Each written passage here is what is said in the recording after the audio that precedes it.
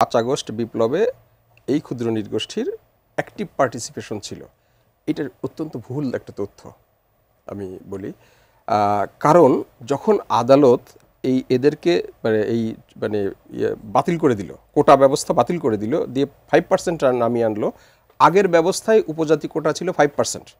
এরপরে তারা 1%-এ যখন নেমে আসলো, তখন সারা বাংলাদেশের ক্ষুদ্র নৃগোষ্ঠীর লোকজন ওই 5% রিভাইভ করার জন্য আন্দোলন করেছে।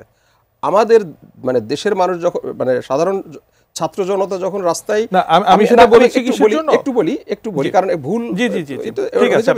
তো কাজেই এই যে বিষয়টা, যে তারা কিন্তু আপনি ঢাকা বিশ্ববিদ্যালয়ে তারা সাংবাদিক সম্মেলন করেছে, চিটাগাং হিল ট্রাক্সের আপনি তাদের 18 লক্ষ যদি তাদের 1% ধরি, 18 লক্ষ, আপনি 180 জন কেন, 100 জন কেন, 50 জন লোকের দেখাতে পারবেন না যারা এই আন্দোলনের সাথে ছিল? হয়তো সব মিলিয়ে 10 জন 15 জন পাবেন, এর বাইরে আর ছিল না যারা জাতীয় রাজনীতির সাথে জড়িত, অনলি তারা ছিল। নাম্বার 1। নাম্বার 2 হলো যে আপনি রেইনবো সোসাইটির কথা বলেছেন।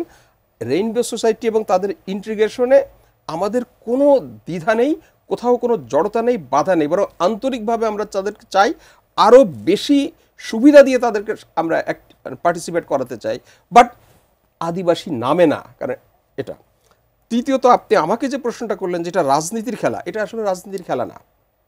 কারণটা কি? ধরেন আপনি একটা চাঁদ বললো যে না, চাঁদ নামটা তার ভালো লাগছে না, তাকেও ভিন্ন নামে রাখতে হবে। আমি তাকে শশী নামে কনসিডার করতে পারি, কিন্তু তিনি যদি বলেন আমাকে সূর্য নামে রাখতে হবে, দ্যাট ইজ নট রাইট। তারা তো আদিবাসী না। এখন তারা আদিবাসী চাইছে, আমি সেটার বিরোধিতা করছি।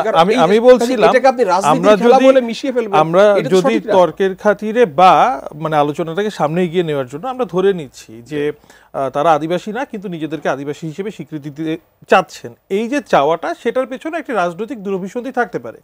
কিন্তু এই জনগোষ্ঠীটা বাংলাদেশে যারা বসবাস করছেন অন্যান্য জাতিগোষ্ঠীর মতোই, তারা বলছেন, বিশেষ করে এই ধরনের দিবসগুলোতে আরও বেশি করে সোচ্চার হন যে তারা বিভিন্ন বঞ্চনার শিকার হচ্ছেন, বৈষম্যের শিকার হচ্ছেন। এই দাবিটা আসলে কতটুকু বাস্তব? এই কথাটা একদমই বাস্তব না। কারণটা কি? যেই লোক বলছেন যে তারা বঞ্চনার শিকার, সে বাংলাদেশের গড়পড়তা মানুষের শিক্ষার হার, তাদের কর্মসংস্থানের হার, কে বলছেন? চাকমা নেতা, কে বলছেন গাঢ় নেতা সঞ্জীব দ্রং, কে বলছেন মারমা বা ত্রিপুরা। আপনি খুঁজে দেখেন যে বাংলাদেশের মানুষের শিক্ষার হার কত, আর পার্বত্য চট্টগ্রামের এই জনগোষ্ঠীর শিক্ষার হার কত, এদের কর্মসংস্থানের হার কত, এই জনগোষ্ঠীর কর্মসংস্থানের হার কত।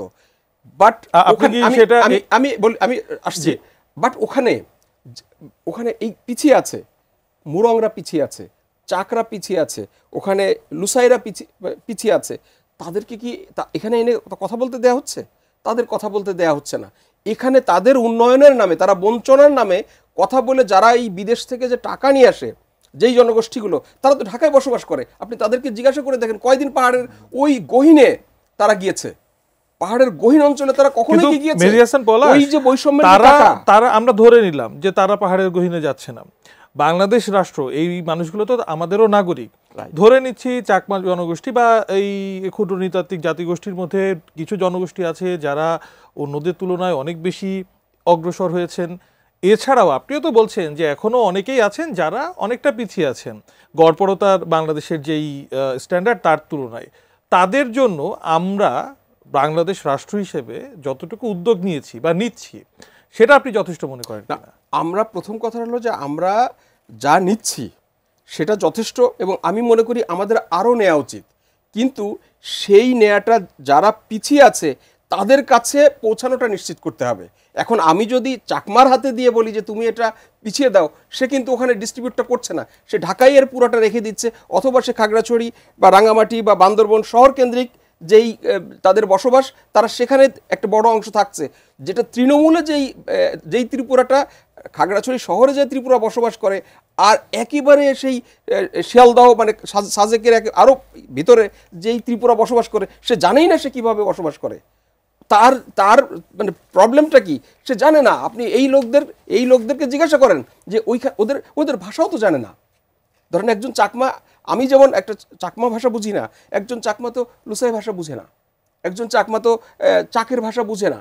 তো তাহলে সে তো বুঝেই না এবং সে কখনো যায়ও না। তো কাজেই আমার প্রশ্নটা হলো যে তারা বৈষম্যের শিকার, এটা আমি স্বীকার করি, এবং রাষ্ট্রকে যদি ওই বৈষম্য থেকে পিছিয়ে আনতে হয় তাহলে আমরা বলছি যে আমি বাঙালি হয়ে বলছি যে তাদেরকে যা দেয়া হচ্ছে আরো দেয়া উচিত।